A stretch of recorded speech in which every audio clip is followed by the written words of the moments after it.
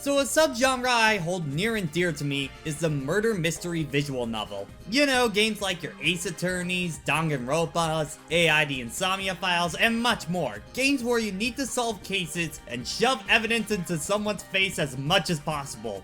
But this genre will sometimes go a long time without having a big game in it, so when one drops, I'm already interested in it. So leave it to a Facebook ad of all things to lead me to learning about Rootfilm, a game that I felt like was gonna satisfy that itch, the Ace Attorney itch in particular. And this is actually a sequel to Root Letter, but just saying it now, these games are more thematically connected. Story-wise they aren't, so you're good there. And the very kind folks at PQube were able to hook me up with an early review copy, so thanks again guys. So how does Rootfilm hold up compared to its contemporaries in this genre?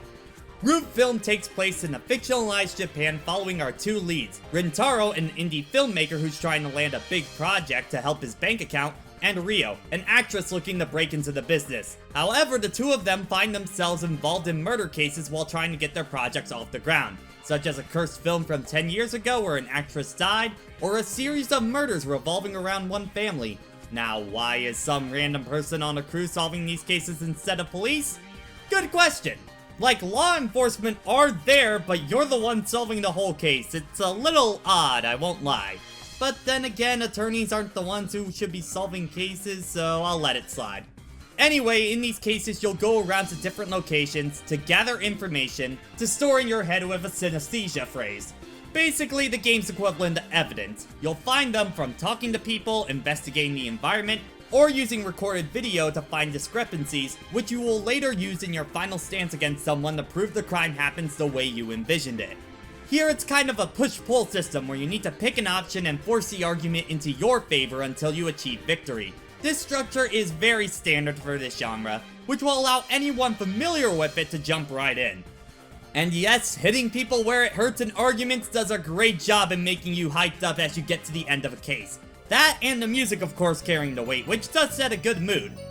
My favorites are the confrontation theme and the truth theme, which funny enough sounds a lot like the Exorcist theme to me, but hey, I'm not complaining, I love that score.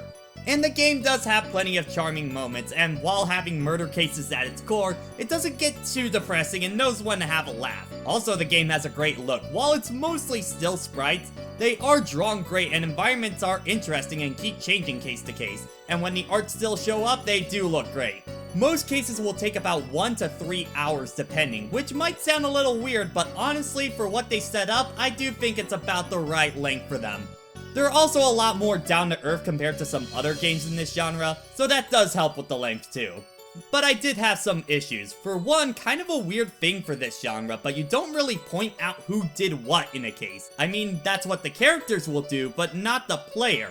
Which does lead to a bit of a, oh, I guess it's this person, which can make some of the cases lose a bit of their punch at the end. Also, for how much film is an overall subject matter here, I'm surprised for how much in the background it can feel. The most you do with film is sometimes acknowledge that there's something that the characters watch. I would have maybe liked it where you go through the footage yourselves and try and figure out what's different in a scene. Something similar to, say, the Blue Badger video in Ace Attorney 1.5. There also isn't an English dub for the game, only Japanese, which doesn't matter to me too much, but it might for you, that's a person-to-person thing. Probably my biggest issue with the game is how it handles navigation. You have select locations across the map similar to Ace Attorney. However, there ends up being a lot of locations by the end of a case, and unlike later Ace Attorney games, they don't mark where you need to go to, and the game sometimes can be really unclear what exactly is the next location to go to. So this involves a lot of you checking every last location until you come across the right one to progress the plot. And on top of that, you'll need to talk to characters multiple times in order to get new information, without any marking that there's additional dialogue. This can drag cases out for a lot longer than they should, and easily my least favorite part about the game. And this is actually one of the big reasons I preferred Rio's cases compared to Rintaro's.